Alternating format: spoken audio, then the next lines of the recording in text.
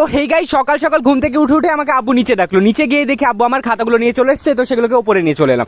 ওপরে নিয়ে এসে দেখলাম আম্মু ব্রেকফাস্টে ডিমের টেবিল বানিয়েছে, তো খেলাম। তো অনেক বেশি কোয়ান্টিটিতে ডিম ছিল, কারণ বাড়িতে বানিয়েছে। তো সেটা খাওয়া কমপ্লিট করে আমি কেমিস্ট্রি বই নিয়ে পড়াশোনা করতে বসে পড়লাম। তারপরে নিশা দেখলাম গোসল করে এসে এরকম পাগলামো করছিল, এই করতে করতে আমি চলে গেলাম ছাদে। ছাদে গিয়ে দেখি সবাই মিলে এখানে দাঁড়িয়ে আছে। তো ওরা দেখো এরকম করে এখানে ঘুড়ি আটকে আছে, তো ঘুড়িটা পাড়ার চেষ্টা করছে, তো ঘুড়ি ওড়াবে বলে। তারপরে আমি আর কি করবো, এইসব দেখে তারপরে আবিরের সঙ্গে বাইরে বেরিয়ে গেলাম। এখন যাবে আমি ঘুরতে। তো কোথায় যাবো গাইজ, তো সেটা দেখার জন্য একটু ব্লগটা দেখো। তো গাইজ আমরা এরকম করে বাইরে বেরিয়ে এখানে জুয়েলকে পিক আপ করে নিলাম, এখানে ওর মাঠে খেলা করছিল। এই করতে করতে আমরা তিনজন মিলে চলে গেলাম ফাইনালি রাধানগর ঘাটে। ঠিক আছে, আমাদেরকে কোথাও যেতে হলে এই ঘাটটা পার হতে হয়। তো এই ঘাটটা পার হয়ে আমরা পৌঁছে গেলাম এখানে পলাশী রেল স্টেশনে। ওখানে গিয়ে দেখলাম রেল পড়ে গেছিল, তো ওখানে দাঁড়িয়েছিলাম। তো ফাইনালি গাইজ দেখো ট্রেন চলে এলো।